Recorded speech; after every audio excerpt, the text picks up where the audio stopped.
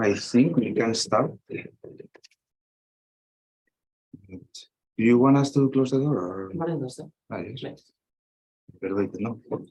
Okay, I'm quite sure we can start. So hopefully everyone online is watching us. I think so, but it's working here. So yes. So first of all, thanks a lot for coming, for your interest. It is my pleasure to introduce to all of you Esti Blanco-Elorrieta. Esti is a Basque researcher who studied here, the bachelor's and the master's at BCBL, and then moved to NYU to start a PhD. And nowadays, they are a postdoc in Harvard. And this summer, Esti will start as an assistant professor in NYU. And I have nothing. I mean, I could talk for 10 minutes, but since I don't want to do that, I think it's better to leave it here. Yeah. But before I leave it, I want to tell you that, as you may all know, this talk is on neurosciences, and we are on a center for physics in principle. And so just in case somebody doesn't know it, we are organizing this series of talks because we recently started an initiative on neurosciences, on nano-neurosciences, exploring the intersection of nanosciences, which is our field, with neurosciences, which is the new thing that we bring to the DAPC. So, Esti, the floor is yours. Thank you so much for being here. I have no idea how this is going to go because I've never presented to such an audience that's so far from what I do. So I think we'll see. Hopefully it'll be interesting. So I'm going to be talking about the processing in the multilingual brain. But before I go into the brain part, I want to take a couple of minutes for you to appreciate with me how wonderful language is. Because I think that unless you're a linguist, people don't actually spend enough time thinking about how crazy the fact that we have language as a faculty and as humans is. And so I say that because for me, language is almost like magic. And you might be like, magic, really? But yes, it is, because language is what allows us to transform an idea that you might have in your head that might be about something that is around you, but it also might literally be some thought that only exists within the bounds of your imagination. And language allows you to transform that and put it into invisible sound waves. The sun is shining on the beach. Reach somebody else's ear and make that reality that until that moment existed only in your head available to somebody else. And if that isn't magic, I'm not sure what it is. And so usually magicians hide their tricks. I'm like, okay, well, this is my trick. But today I'm going to try and show you with a little bit of anatomy how this process actually happens. And so the way in which we manage to derive meaning from this kind of sound waves is that the waves come into our ears. The sun is shining on the beach. Vibrate, they go through the ear canal, vibrate through a conveyor belt of little bones, and they reach the cochlea, which is that thing that looks a little bit like a snail over there. And they hit the cochlea at a certain range of frequencies. And then the cochlea, which is where the magic is, and this is the magic piece, really transforms those into electric signals that travel through our brain and that our brain can decode into meaning. Now, for this process to work well, there needs to be one more ingredient in our brains, and that is that we need to have the right decoder. And so that decoder is language. And why is this the case? Because if it were to be the case that somebody would say something, they would put their thoughts into waves, the waves go through the ear canal, they vibrate at all the right place, reach our brain in electric currents. If we don't have the right decoder, the brain would not be able to decode what that means, right? And so, right, okay, that physically was a successful process, but unless there is an Arabic speaker in this room, probably no one understood what that means. And so the process that I'm interested in is exactly how does this decoding system works and how do we transform the electric signal into meaning. But there is one more ingredient to this puzzle, which is that some people not only have one decoding system, but actually they have two. Of course, these are bilingual or multilingual people. And what this effectively means is that for every thought or every idea or every object they want to name or convey, they have two sets of rules, two sets of words, two sets of names that they can choose to label that object.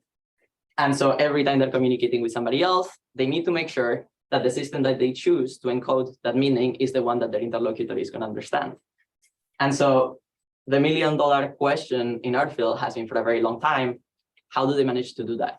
So how is it that bilingual people are able to speak in a single language without constantly having interference from the other and creating mumble jumbles of sentences or sentences that contain words of both languages when the other person doesn't understand them?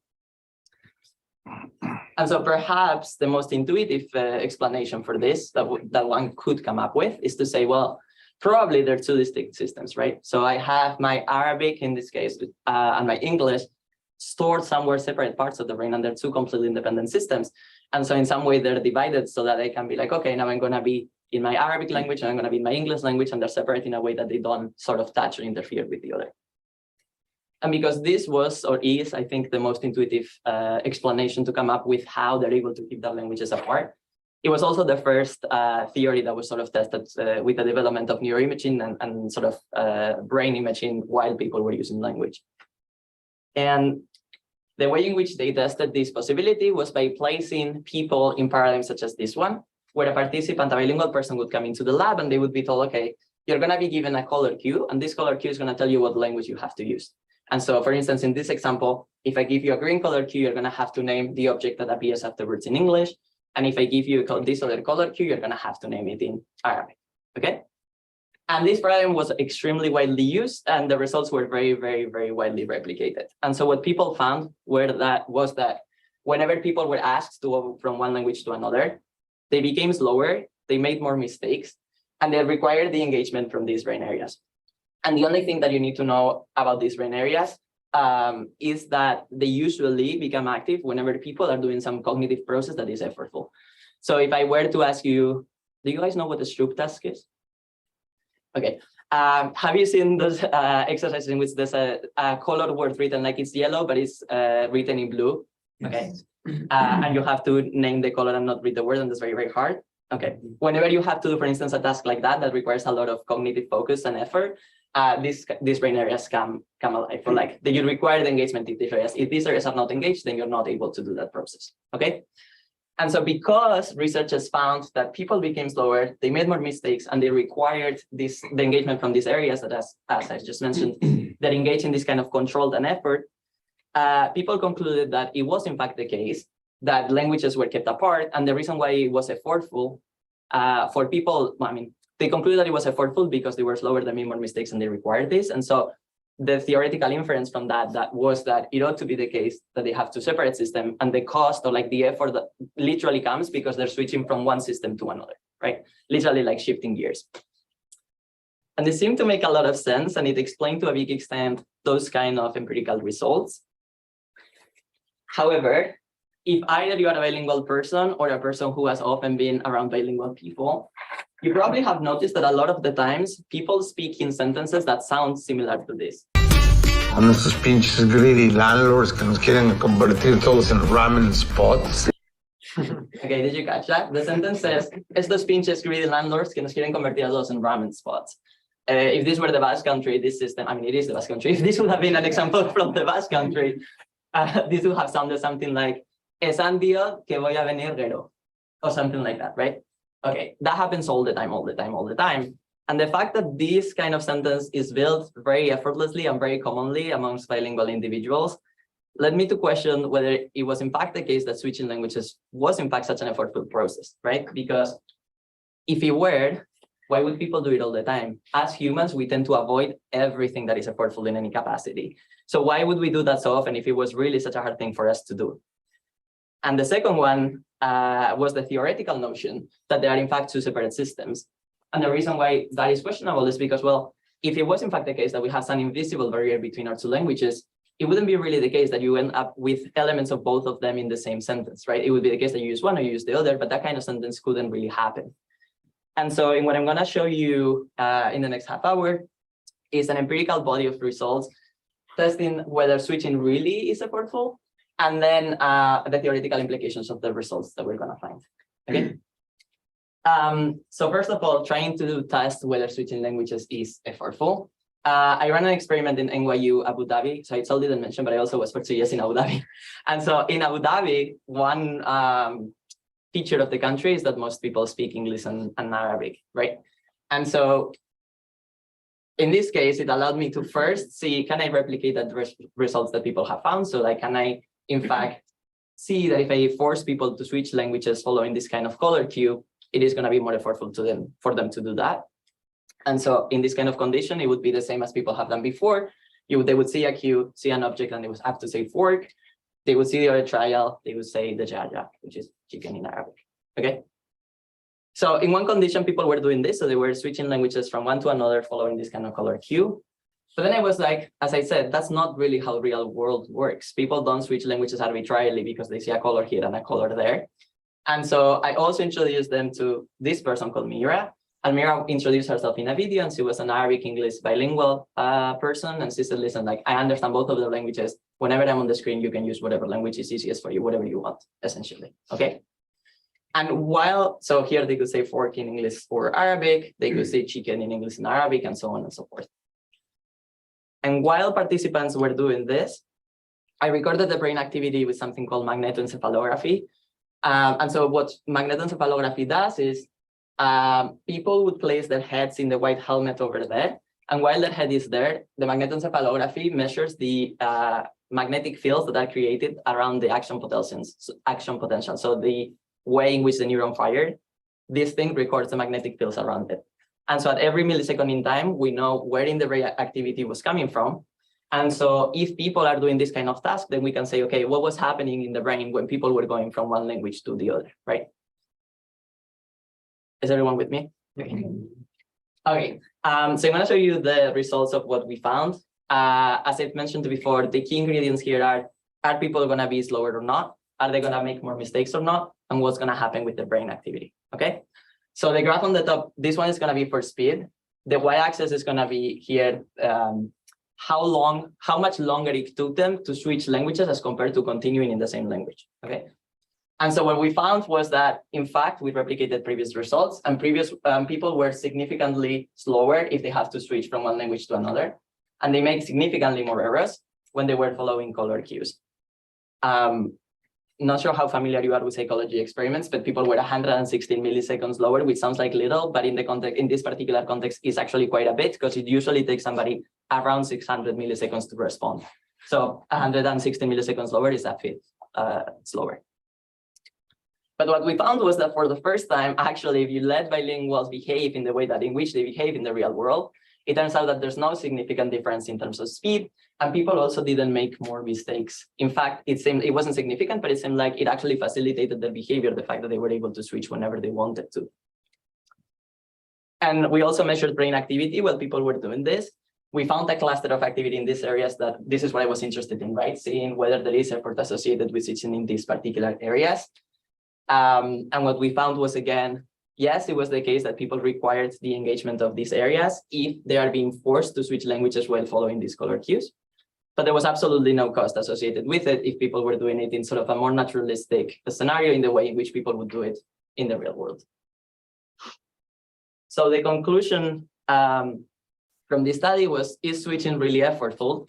Well, it is if people are forced to do it, again, following this kind of color cues, but it doesn't seem to be at all if people are engaged with another bilingual person in a conversation. So this was a very exciting result, because it was the first one that showed that against the 30 years of previous research. And I was like, okay, is it the case that this is only true in production, or will it be also true in comprehension? So in other words, is it harder for me to understand a conversation if people are going back and forth between the languages, or will it be exactly the same as if somebody were continuing in the same language throughout? And so in order to test this, I recorded a conversation between Arabic English bilinguals in Abu Dhabi. So it was a natural conversation between them. I recorded it. And then while they were in the brain scanner, I played it to them and I measured the brain activity as they were hearing this conversation. And just so that you can have an idea of what this sounded like, pay attention to what I'm gonna play now. So we just ended up with like a bunch of 3-second videos of us just like smiling awkwardly while his friends got super pissed. يعني after a while هيك عم طلعوا علينا طيب خلونا نقعد ننزبع الزلمة. I think they got super jealous of all the attention he was getting, and he was just like smiling broadly, like, "Eh, طلعوا علي يا شباب." Okay, it was a bit quiet, but I hope you heard what it says. And so the question is this going to be more effortful than if this whole clip would have been in English, or it would have been the whole clip in Arabic, right?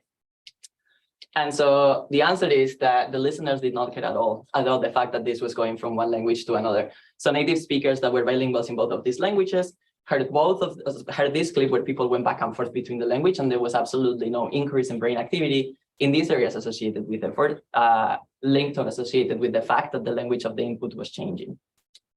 What we did find, though, was that the auditory cortex did realize that there had been a change of him. So Arabic and English are actually very different language, and they have a different phonetic inventory, which is to say that the sounds that are used in Arabic to produce language are different than the ones that are used in English. Some of them overlap, but a number of them don't.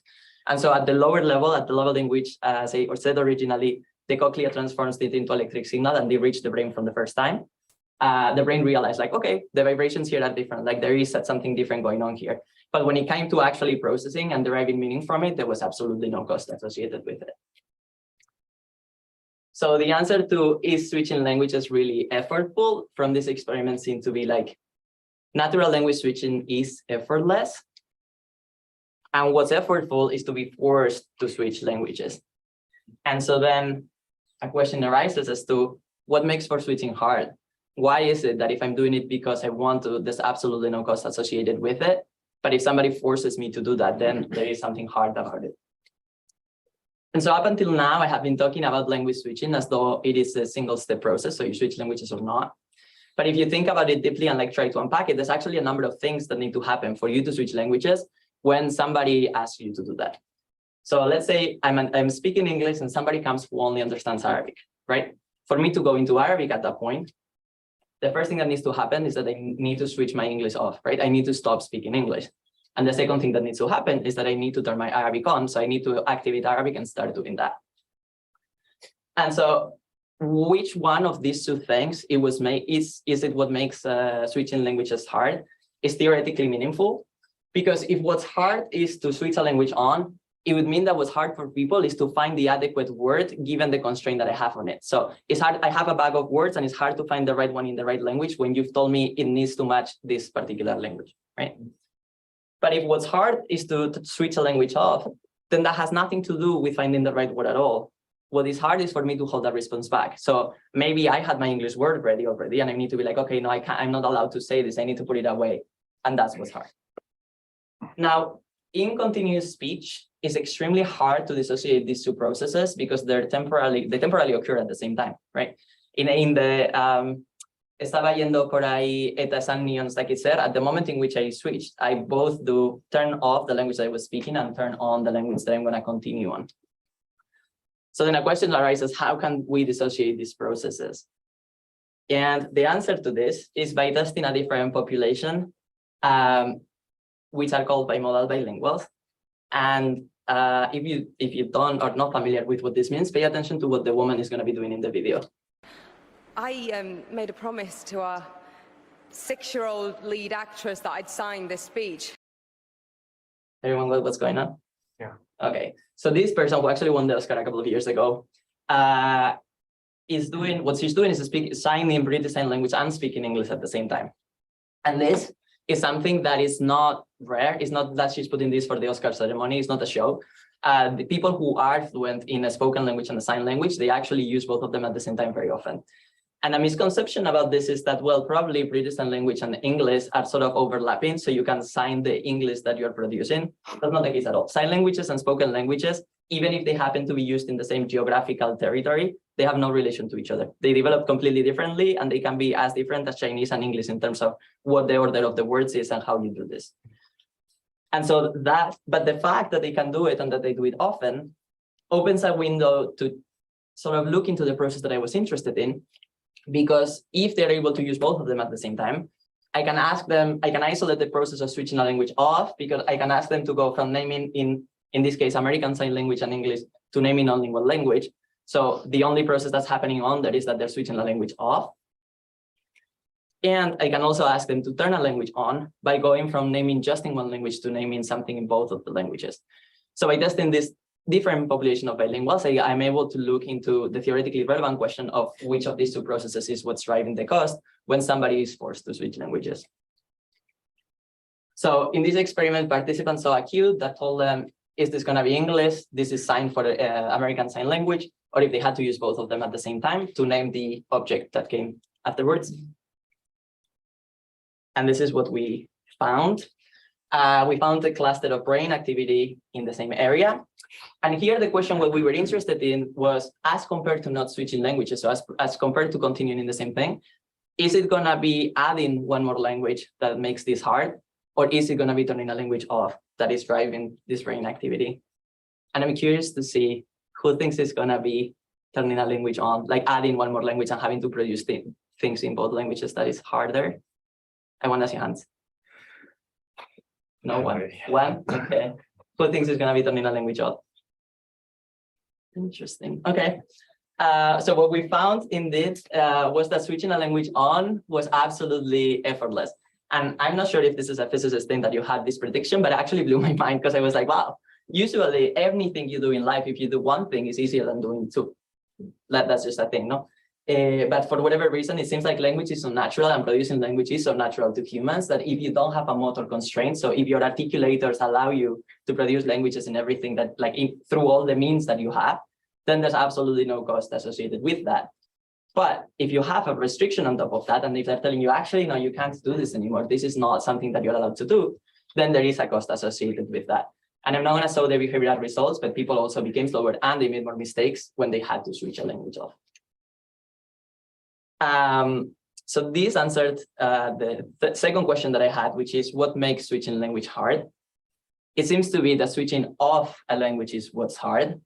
And as I said before, theoretically, that has a meaning, right? That means that it has nothing to do actually with the process of finding the right language, or actually really speaking. It has to do with some behavioral process, which is don't say the thing that is not adequate in this particular environment. And so from there, another question arises, which is it really about switching languages? So if it has nothing to do with finding the right word that is driving this cost, is this really about going from one language to another? Or could it be that it's just having to not say a response or having to not produce a response that you would otherwise produce that's hard? And if that were the case, then this has nothing to do with the way in which the language system is organized. It had nothing to do with having two separate boxes for two separate languages. And rather what it has to do is there is an attention or a control process that one needs to engage in just to make sure that you behave in a way that is adequate for the context. And so in order to test that, I designed another experiment where people always saw playing cards on the screen. And so in the language switching task, they always had to name the numbers, either in English or in Arabic, depending on the color of the card. Okay, so it was similar to the ones that we've seen previously with the color cues, except the cue was embedded in the stimulus. But additionally, to test the hypothesis of whether this is about switching languages or it's about general behavior, you need to be able to design an experiment that keeps everything else constant. And the only thing that varies is whether there is a switch in language or not. There is a switch in something else, right? And this is true because if it were to be the case that there are two separate experiments, and there were to be a difference, then you wouldn't know if it's truly because it's switching languages versus something else, or if it's because the paradigms and the experiment is so different that that is driving the difference. And so using the exact same stimulus, I designed a different category switching task in which people stayed always in English and they switched back and forth between naming the numbers or naming the suits. Okay, so if the card was black, they would name it the number 4, and if it was in red, they would have to name the suit, so hearts, spades, whatever. And so this way, the stimulus were the same, half of the responses were the same. And the only difference was really, are we switching from one language to another, or are we staying in the same language? The consequence of that being that if the same effects would come up, whether you are switching languages or not, it would mean that this really has nothing to do with the way in which language is organized in the bilingual brain. And so what I found was, and I'm going to show you on the left, the results for language switching, and in the right for category switching, was that the processes were, that was too fast. The processes were exactly the same. So whether people were going from one language to another, or whether they were staying within language and going between naming the numbers and naming the suits, the exact same brain areas associated with efforts were engaged, and people made the same amount of mistakes and so on. And so what this proves is that, in fact, what had been driving all these effects of switching and where people had derived theoretical inferences from actually had nothing to do with language per se, and it didn't reflect language organization in the brain, but rather it had to do about having to follow a cue. So about people having been tested in a paradigm that conflated both switching from one language to another and the fact that they had to follow a rule or not. But then, as we saw, it is the case that as soon as you remove that constraint, then it's no longer effortful and people can do it as easily and as effortlessly as if they were communicating in a single language. And so the consequence of this is that the most parsimonious explanation is that there are, in fact, two separate systems, but rather it had seemed that they could be two separate systems, as I said, because they were finding this kind of cost. But now that we know that the cost disappears completely if people are doing effortlessly, and that we know that people can switch back and forth between each languages and that people in the real world do all the time, it would seem that the most parsimonious explanation is to assume that there is a single unified system that contains elements from both of them and that people can go back and forth between them fluently and effortlessly. But if this is the theoretical assumption that we make, then this turns the question on its head. And now the question is no longer how can people go from one to the other effortlessly, but rather how can they stay in a single language when they have to? So if I'm saying everything is together, both of the languages go at the same time, they're in the same part of the brain, they're blended in a way, how is it that I've been speaking to you in English for the last 25 minutes and I haven't introduced a single word of Basque accidentally in it? I introduced some purposefully, but not accidentally. And so I also have an idea of how this works. I'm gonna present that to you extremely succinctly. And I think it's going to be an interesting discussion afterwards if you're interested in it. But so the answer to whether there is two systems seems to be that it's more likely that there's only one. And now we're going to go into how we think the brain is organized such that this can happen. Okay. So let's imagine that everything that you see, what you see here is a representation of what your brain has in terms of words. Okay. So in your brain, there is something called the mental lexicon. And the mental lexicon is sort of a registry of all the words that you know. Okay.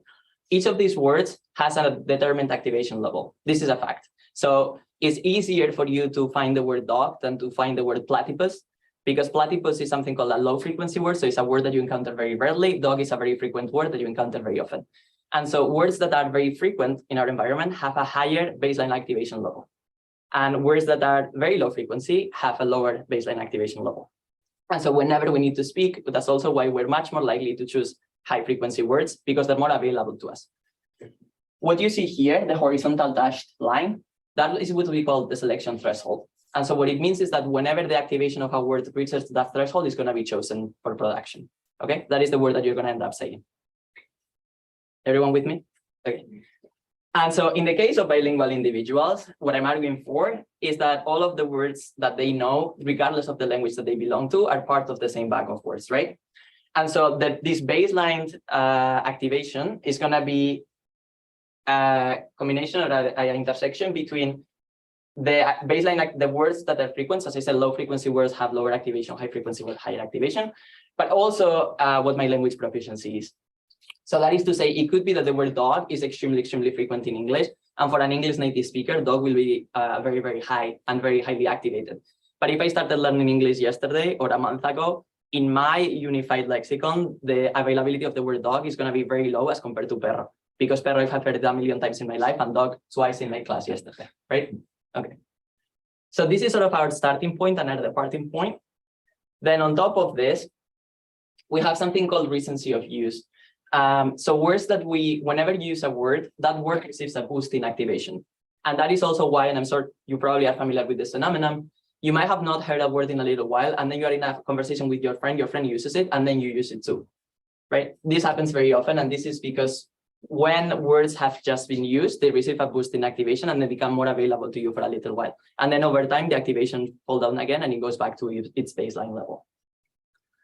So we depart from our default activation. We have recency effects on top of that. And in addition, we have activation that comes down from our semantic system. That is to say, if I'm trying to talk about dog, even if the word building is the most frequent and most available word in my lexicon to begin with, there has to be a mechanism by which the words that are pertinent to the message that I'm trying to convey receive boost and activation and go up. So the way in which we understand meaning as ingrained in our brains is that you don't have the meaning of table as this is a table period, so like sort of like a static entity, but rather is a vector of semantic features. So that is to say, you encode this as a vector of ones and zeros for, is this animate or inanimate? Is this hard or soft? Is this whatever? So you have all of these features that encompass the meaning of something. So in the case of dog, I have the semantic features legs and mammal and fairy and barks, and all of these nodes send activation down to all the elements in the lexicon that share those features, right? So if I'm trying, this is the meaning that I'm trying to convey, I activate the meaning first, then these features send activation down to a lexical system, that is to say to the words in my lexicon. And even though I'm trying to talk about dogs, both perro and dog are gonna receive activation from here, but so will cat, because even though it doesn't bark, it also has legs, it's also a mammal, and it's also furry. Okay, the fact that this happens explains also why, for instance, you might have noticed that sometimes you accidentally pick the wrong word, but you don't pick a random word. You don't accidentally say table when you're trying to say about a dog, you might say cat accidentally. Or sometimes grandparents mistake the names of their grandchildren, but they don't use the name of a pop star, right? The reason why that happens is because they share a number of semantic features, even though not all. And so the activation that comes from these semantic features down might not be able to overcome the activity that they already had. So even if they were trying to talk about dogs or about Nayara, their grandchild, maybe the activation is not enough to overcome what they originally had. So you accidentally pick the wrong one, which is related. It has to be a related word. And so on top of that, here we have sort of a tie, right, between perro and dog. And so the question is, how do they choose it in the right language? And so there's another node, which is the language in which you want to speak in, that will send another activation boost to all the words in the lexicon that share that node. But fundamentally, that's not different from when you are trying to talk in a given register, or you have to talk in a given dialect or whatever, and you need to adjust your speech to the interlocutor that you have. So we don't think about this. So it's very dramatic when I played you the audio of these people going between English and Arabic. And particularly if you're a monolingual, it's like, wow, this is such a, what was that? Like I've missed half of the sentence. But in reality, we do this all the time, even when we're speaking in a single language. So if you're talking to your little cousin who's 2 years old, the speech that you use will in no way be similar to the one that I'm using now, right? Not even like maybe 10% of the words will overlap and the other 90% will be very different. Even the syntactic structures, so the sentences that you use will be much shorter, much simpler, and much more direct. So essentially, the node of the language is the node that adjusts for the social situation, whether that is exactly choosing one language or the other, whether it's that is choosing a more formal or a less formal register, whether it's that choosing the respect form versus like usted versus tú, whatever that is.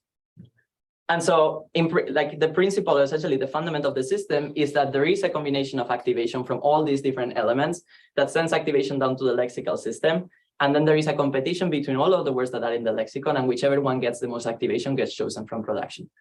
And so if this is the way in which our lexicon is organized, bilinguals will be able to choose the language that they need to as a consequence of the language node sending enough activation down to the words in the language in the lexicon. But if there's no restriction put on them, they will just let language flow. So they will pick whatever word is more active without having to pay any attention or to receive any extra activation from the language node. Okay, so that is my answer to the $1 million question of how bilinguals manage to do this and how do they manage to communicate both in a single language when they have to, and they can go back and forth between the two languages if they're allowed to. But after having gotten to that theoretical consequence on inference, then there's another question, which is, well, what are the practical applications of that? And so to me, what I'm working on now is trying to see how we can then try to get better rehabilitation processes for people that suffer from brain damage. And so when somebody suffers a stroke, oftentimes what happens, because of the way the cardiovascular system is ingrained in the brain, is that the areas that have to do with language get damaged. And so essentially what happens is an artery explodes and a part of the brain no longer has blood flow. And when it doesn't have blood flow, it dies. And usually it results in people having difficulties with language. Now, these difficulties with language, that's called aphasia, which is the middle word. Okay. Most of the times, this language damage is not categorical. So it's not like somebody wakes up and can no longer talk at all. Usually there is some damage, but maybe they can use verbs and not nouns. Maybe they can use animate objects, but not inanimate objects. So there is sort of a puzzle as to which parts are going to get damaged or which elements of language are going to get damaged and how. In the case of bilingual individuals, the question becomes more complicated because the question is, well, are they going to lose one whole language? Are they going to lose the language that they learn first, the language that they learn later, the one that they know better, the one that they use more? And the fact is that we have no idea which one is going to be the one that they lose or not, or whether it could be that the elements of language that are shared across languages are going to be more resilient to damage, and the ones that are idiosyncratic to a language. For instance, Spanish has gender, but many other English doesn't. So is it the case that we're going to lose gender because it's in a sense not a core component of language and really not necessary for communication? But for instance, you can't like past tense in verbs. That's something that is universal. Every language has a past tense.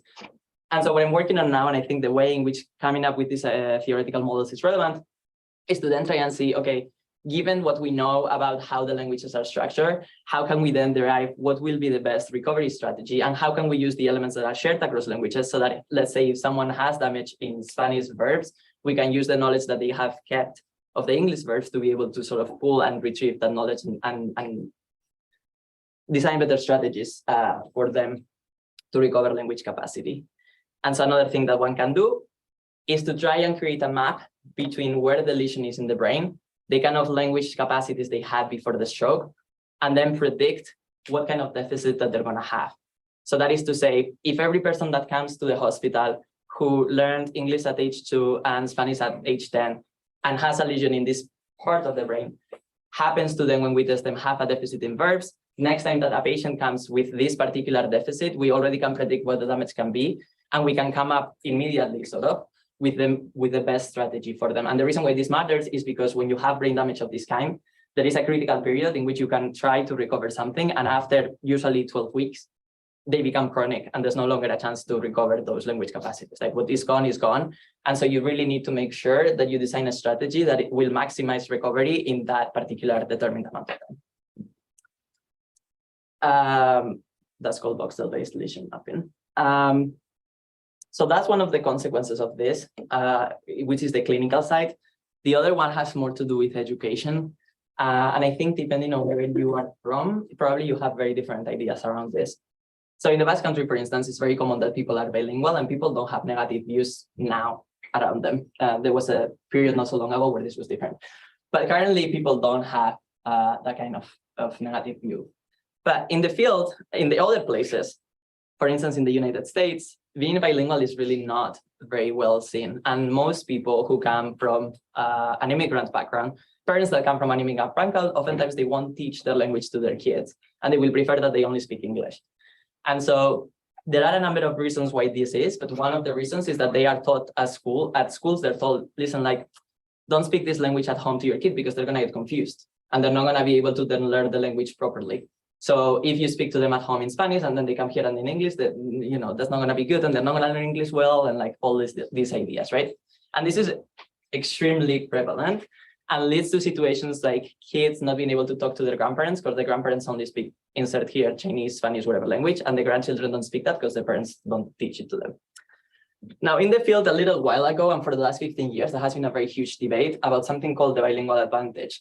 And so the idea behind the bilingual advantage is that because bilinguals have to control languages all the time, and they have to choose, as I said, at each point in time, what language they're going to speak or not, they become better at being able to deal with conflict later on. For instance, at the stroke task that I mentioned in the beginning, bilingual people have been shown to be better at that kind of task because in a way maps onto having to read the environment and being like, okay, I need to speak English with you, I need to be speaking German with you. And as I said, that external components that allows you to say, this is not the right response, I should not use this and use this one instead.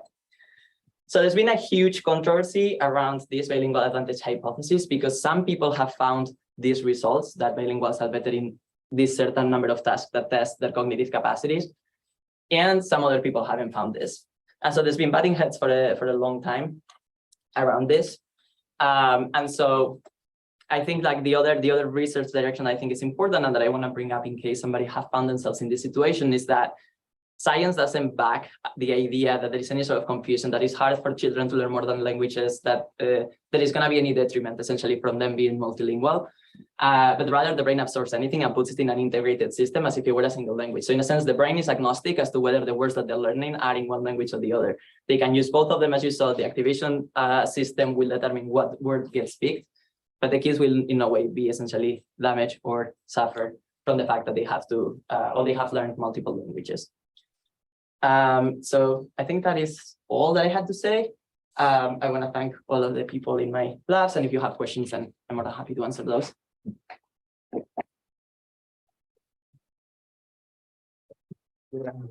Okay, so first of all, well, thank you so much, Esti. For those of you who are following the talk online, you have a Q&A section in the Zoom. Please use it to ask questions if you have some. And from my side, I have 1 trillion questions, but first I need to, so Silvia, Gesa, okay, Carol, okay, that's the order, all right. So Silvia, you go.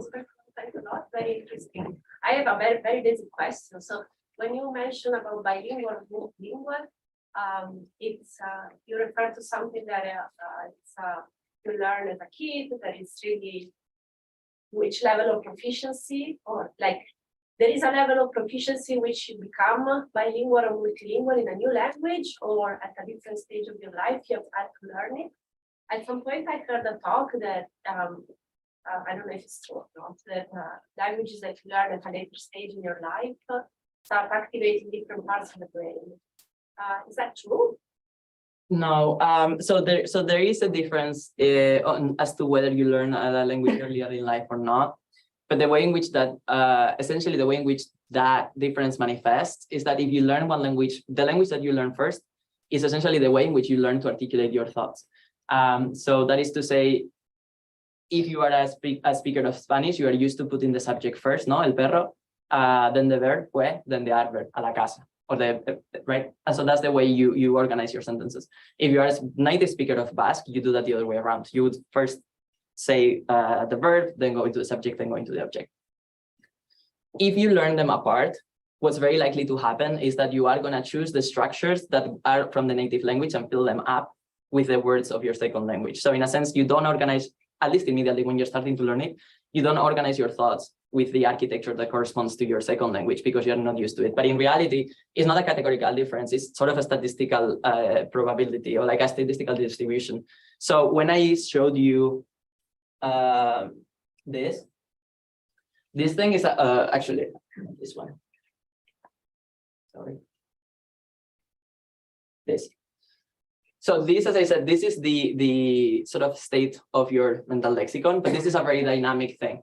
So if you learn both of your languages when you are the same age, so at 0, the distribution of perro and dog will be going to be more or less equal. The distribution of casa and eche are also going to be more or less equal. If you learn Spanish first, then the Spanish words are very high and the Basque ones are lower. And so as time goes on, let's say then you move to the United States and you learn English.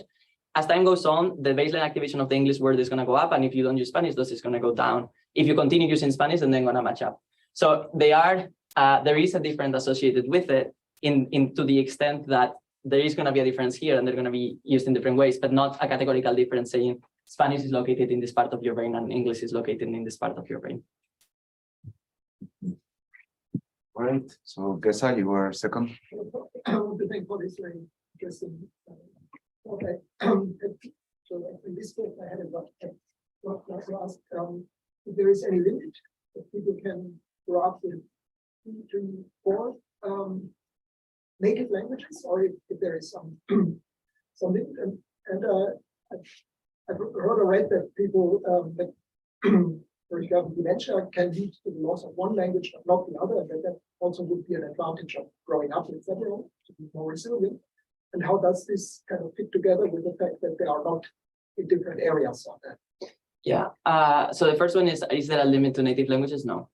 There is some, I don't know why this is, but there is a notion that is very widespread that there's like an upper bound of things that you can learn, but only when it comes to language, because no one says if you learn math, you're not going to be able to also learn physics, right? But for whatever reason, like there's no upper bound in that way, but for whatever reason, people have this notion with languages, but the answer is no. In principle, if you devote enough time, you can learn as many languages, particularly as a kid, as you're exposed to.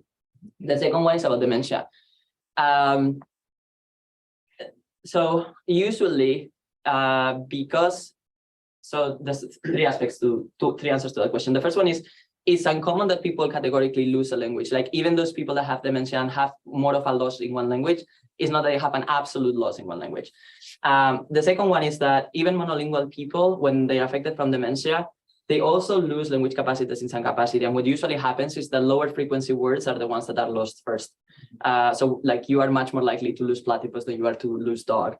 And so the third then aspect to the question is that to the extent that there is an imbalance in how proficient they are in each of the languages, if it happens to be the case that their second language is less used, less frequent, etc., then that is going to be the first one to go. But again, it's not a categorical loss. It's just because it correlates with how exposed they have been to it, how frequent it is, and so on.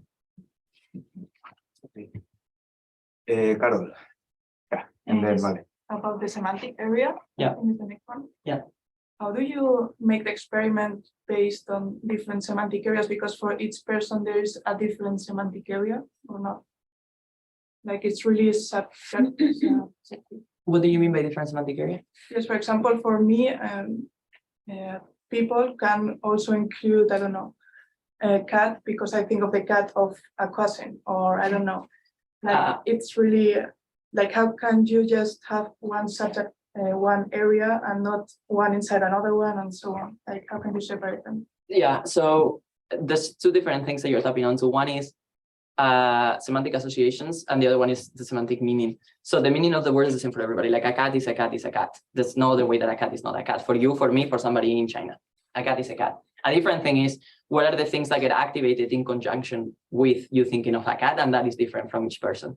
So another difference that happened when you learn a language natively versus, for instance, you learn it at school, is that when you learn a language natively, you learn it in the real world. So if I learn the word for fear, probably my word for fear is associated with calling my dad to come at night or my mom to come at night. It's associated with a given feeling, with an emotional balance, with a memory, with all of these different things.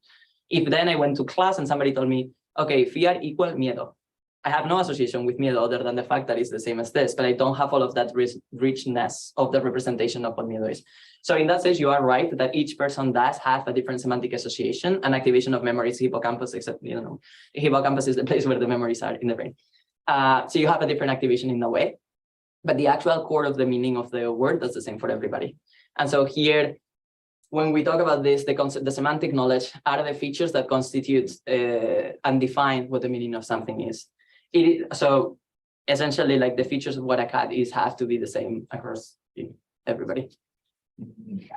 Okay, well, so many questions. So Valentina, you were in the previous round. Then John. Thank you for this, and I have to admit that I'm experiencing many of the things that you described, because English is something that I used to use very often in the past, and now I'm like using it every day, so it's very difficult for me to articulate a sentence. So it's exactly what you are looking for.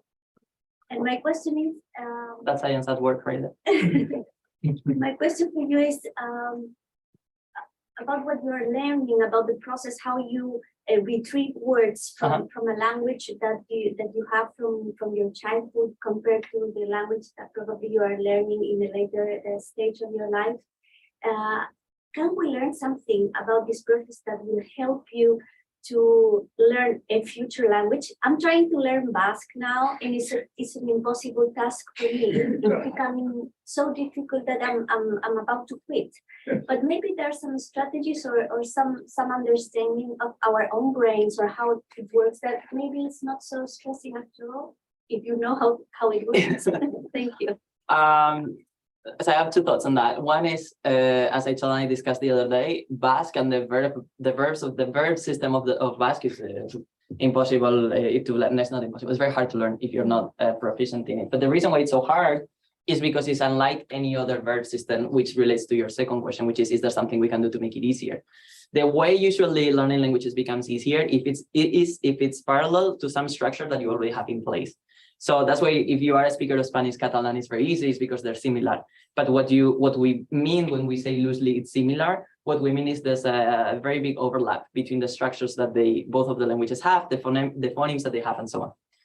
The reason why Basque is so hard is because it's unlike any other. So the way in which you inflect the verb in Basque has nothing to do with the way in which you do it in Spanish or English or any other language. So you need to learn a new system. What can make it easier is if you are able to draw some parallelisms or say like, okay, the way this is said in Spanish, in Basque is this way, meaning is there a type of sentence, is this a type of verb that actually does much more closely and focus sort of like that structure and leave the things that are peripheral in a way not so either very idiosyncratic to a particular language or very on the outskirts of what the language is, leave those for like later when you're more proficient or whatever. So I think sometimes people I mean, and it's also because of the way the education system is designed, but oftentimes people focus on correctness over communication. And so you can make a sentence in Basque that is grammatically extremely incorrect and still be able to convey the meaning. And so I think there is much more value in being able to do that. And in your case, try to learn Basque, even if it's not accurate or correct grammatically, than there is to like quitting because the grammar is very hard or whatever. Thank you. Okay, I think John was next and then David and Annie, but Susana, sorry, John. So, well, Esti, 1 minute, John. How are you doing? Are you too tired? No, bring it on. Okay, to me, that's way too much. So if I will be the one answering. Okay, yeah, thank you for your super nice presentation. I had one question because when you were dealing with these mixtures of languages of bilingual individuals, you were focusing on mixture of words, like switching on or off to from one language to another.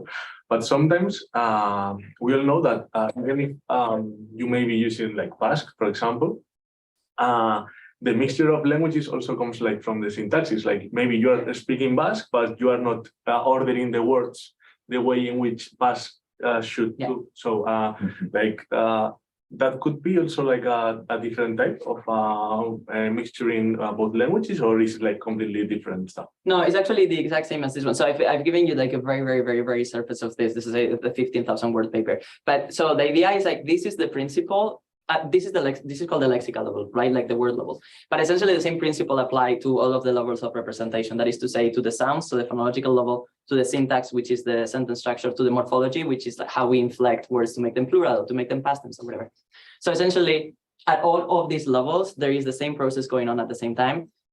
So for instance, in the case of syntactic structure, you have two different ways to say an active. You always know what an active sentence is? Okay, so there's two ways in which you can say an active sentence. In the case of Spanish, is as I said, like subject, verb, object. Yeah, subject, verb, object. In Basque, is the other way around. But these also are in a probabilistic distribution. So how frequent? So you have essentially the same as this, but for syntactic structures. So you have like how frequent, how recent is this particular structure that I've used, and so if that one wins, then you will end up, but at this level, at the lexical level, the Basque words win, then you're going to end up making exactly what you said, the Spanish frame filled with Basque sentences. And to make it even more complicated, then you can put the morphology of Basque. So you can say, subitu nuela, things like that, right, that exist. And you can also pronounce it wrongly, like when you speak with an accent. Like when you speak with an accent, really what you're doing is using the phonemes that are winning this race at the phonological level with words of the other language we have been able to pass through the filter.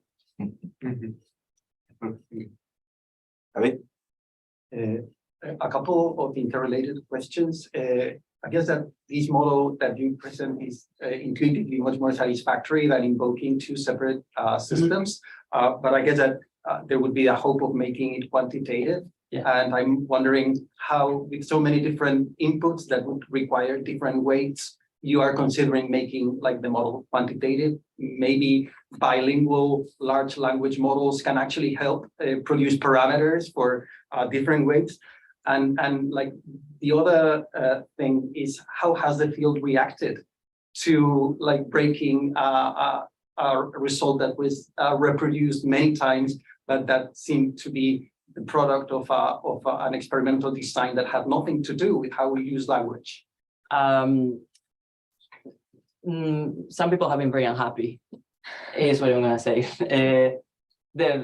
I was at that panel last year, but I think that's something. I don't know if it happens in physics. I'm assuming it also does, but sometimes people are attached to an idea as though they were the child, and it seems like if you're attacking the idea, you're attacking them personally. And it's like, listen, it was nobody's fault that we did this. Like we did this. I also did it originally, and then I felt like, I think this is not right anymore. And maybe somebody comes in 5 years and it's like, also still like that's not it. So some people have been very unhappy about it. Some other people have been very happy and said like, yes, this makes much more sense. But the field has definitely, like that result that I presented was six years ago. And since then the field has changed a lot, like really a lot. And there's much more focus on like this kind of much more naturalistic process. This result has also been replicated now many times. So that. The answer to your first question, how to make this quantitative, that is the $1 million question number 2. we are working on it, but the problem, so there's two, once you say like the big language learner models, those have an issue, which is that like ChatGPT, which I'm sure you've all heard recently, or like Google's BERT, or whatever, those models need trillions and trillions and trillions of words. If you train one of those models in English independently, and then in Spanish independently, they will never code switch, ever. Like they're not able to replicate bilingual communication. But there's not enough corpus of bilingual speech for them to be able to train them and for them to produce naturalistic speech. So in theory, yes, that would be a good way, but it just there's not enough input that we can give those models.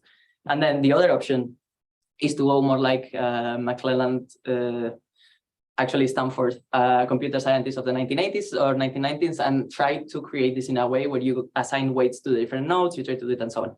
That we're trying to work on, but there's two complications. One is that in order for you to be able to test that computational model, then you need to run an experiment, right?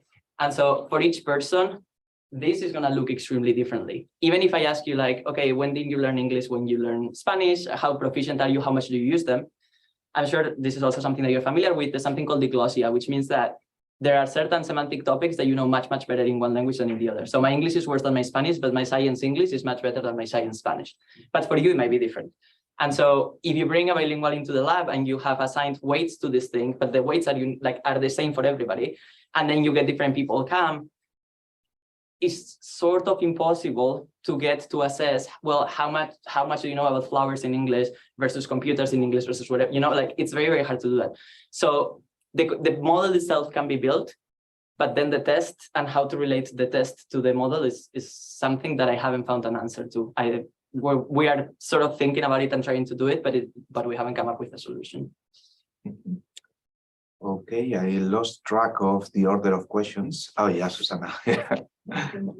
When you were talking about switching languages inside the sentence, I mean, freely and naturally, you said that it's effortless, but still auditory cortex can detect it. Mm-hmm. So I assume it's connected to the, I don't know, accent, tone, change of voice, right? Does it varies a lot if languages are very, very big? Because there are languages that are completely different, like let's say Chinese and English, right? Yeah. But there are languages very similar to each other, Italian, Spanish, or Ukrainian, Polish. Does it do you see the difference in auditory cortex in those cases? I was going to show you a slide, but it's not in this presentation. Yes. So actually in the auditory cortex, if we look at so what I've shown you is an activation from populations of neurons, but you can also get, if somebody's about to have surgery, you can place something called a nanopixel, which is like something that is thinner than a hair in the cortex and measure one like single neuron activity. And so in the auditory cortex, single neurons fire based on the features of the sound. So for instance, a P, you might think that a P is one sound, but actually a P has 4 different dimensions. So one is where it's articulated. Another one is something called the voicing. So P and B are essentially the same, except for B, the vowel, this vibrates, and for the P it doesn't, which is called voicing. There's something, well, it doesn't matter. There's 4 different things. And so these neurons, they don't fire for a particular phoneme, they fire for the feature that they're most happy to hear. Okay, so if this neuron is trained for plosive, every time it hears the perfect plosive, it's gonna fire a lot. If it hears something that is sort of a plosive, but like maybe not very well articulated, or you have something in your mouth, it's going to fire a little bit less, and so on. And then the auditory, so this is what they do. And then at the higher level of representation, somebody does, I'm going to say it in a very simple terms, but essentially there's something that reads this pattern and say, okay, if neuron A fired 15 times, neuron B fired 10 times, neurons 3 did it 1 time, this means that this is a P. Okay. When we're learning sounds of a language, you have something akin to what is the perfect P. And my perfect P is, let's say, 15, 10, 5. If something is 15, 10, 4, I'm still going to accept it. If it is 15, 10, 1, I'm still going to accept it. But if it's 15, 10, 25, then it's no longer a P, it's a B. What happens for those languages that are very close, and so the sounds are more similar to each other, is that they fall within the range of what the neurons accept. It still counts as a P, and it still counts as a B, even if they might be a little bit different. And what happens with languages that have different phonemes is that they fall outside of the range that can identify as such. Now, when we get used to a particular accent, like it can be that in the beginning you hear somebody a foreign person speaking one language and you have a hard time understanding, and then eventually you get used to the accent. Essentially what happens then is something called perceptual attunement, which means that this system now is also allowing for that particular person that if it's 15, 10, 25, this still is a P, because that's what they meant. So that's what you learn, and that's how perceptual adaptation works. So if sounds are very close to each other, it means they fall within the range. So it's much easier for that system to accept them. And the farther it goes, then the harder it is to adjust, and this process needs to happen. All right. Well, it's been a very long discussion. It's already 1. And so maybe we can leave the rest of the questions for later. Yep. I have 2 things to say. First one is that Esti is giving a public talk this Tuesday on Museo San Telmo at the city center at 7. And so we would like to invite you all to come to that event. And second, I want to say thank you for your attendance, because not many times you see this auditory so full, and online it was quite successful, the event as well. And most especially, it's very rare that people from administration come to the talks. And so thank you for your interest, even if now they're talking about their things. Mika, Yone, I was saying thank you to you for coming to the talk. Sorry. And of course, thank you, Esti, for this amazing talk, and see you soon.